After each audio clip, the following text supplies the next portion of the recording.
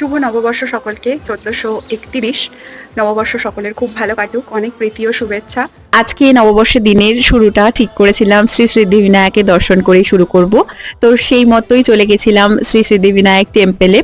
খুব সুন্দরভাবে পুজো দিলাম, ইনফ্যাক্ট ভীষণ মনটা ভরে গেল, একদম দারুণ লেগেছিল।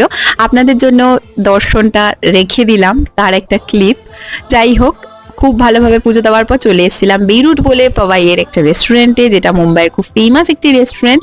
এরা মিডল ইস্টের ফুড সার্ভ করে এবং এদের অ্যাম্বিয়েন্স, ফুড দুটো রিভিউ ভীষণ ভালো, খুব ভালো খাবার দাবার ছিল। যাই হোক, সবটাই আমাদের কাছে নতুন ছিল।